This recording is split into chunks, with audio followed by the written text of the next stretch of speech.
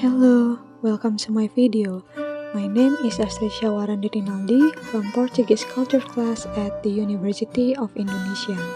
In this video, I will talk about a poem written by Portugal's greatest poet, Luis Vaz de Camões, entitled Os Lusíadas or The Lusíadas.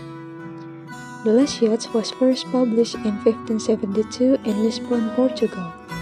However, Camões had already started writing this poem when he was expelled to Ternate, Indonesia in 1556 by Francisco Barreto as a punishment because some Portuguese thought they were being mocked in Camões' writings. In those 16 years, Camões was often gone to travel the world by the sea. That is why the Lusíadas generally tells the story of Vasco da Gama's discovery of the sea route to India, including the voyagers' departure, what they did in their journey, until their arrival back to home, which is Portugal. Among 10 cantos that were included in the Lusíadas, I am particularly interested in Canto 5. In this canto, Camões mainly portrayed Vasco da Gama's escapade in the episode of Lisbon to Malindi. To go to Malindi from Lisbon, he had to take the sea route that passed the Atlantic Ocean. The Atlantic Ocean is known to be beautiful, yet dangerous at the same time. And in the early part of Canto 5 of the Lusíadas, Camões chose to capture the intimidating side of the Atlantic Ocean, which I think is significant and useful even. Canto 5 of the Lusíadas consists of 101 stanzas. Between the stanzas, the ones that pique my interest the most are stanza 18 and stanza 19.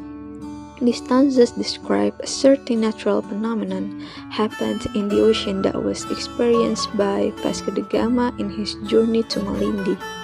However, I did not know what exactly this phenomenon is when I first read these stanzas.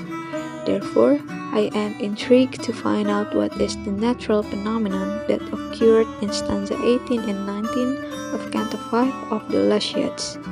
Here is stanza 18 until 19 of the poem that I will recite.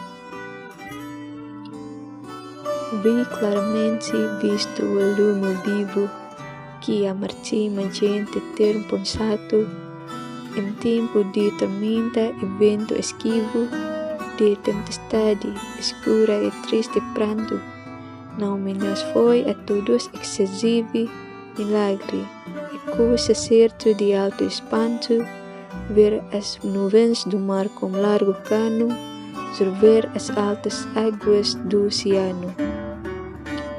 Eu vi certamente e não presume que a vista me enganava, levantar-se no ar vaporzinho e subtil fumo, e, do vento trazido, rodear-se.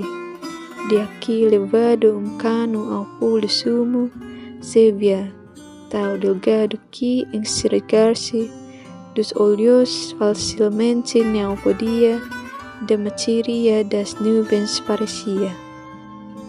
In stanza 18, there are lines that say, "The living fire that maritime people consider saints, in stormy weather and blustery wind of dark storm and sad weeping." After that, in stanza 19, there is, in the air, a little vapor and subtle smoke line. These lines specifically describing a weather phenomenon that was close to the description of Saint Elmo's fire.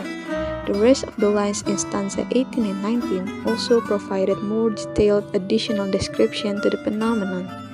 To be clear, Saint Elmo's fire is a luminosity of atmospheric electricity that appears at a faint light of pointed objects during stormy weather.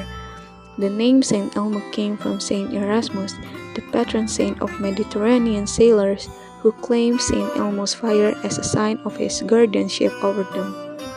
The phenomenon was considered as a symbol of good luck because it is most distinct toward the end of a storm. That is all for my video. I hope this video can be helpful for you to understand more about Os Lusíadas or the Lusíadas, especially Canto 5 stanza 18 and 19. Thank you for watching.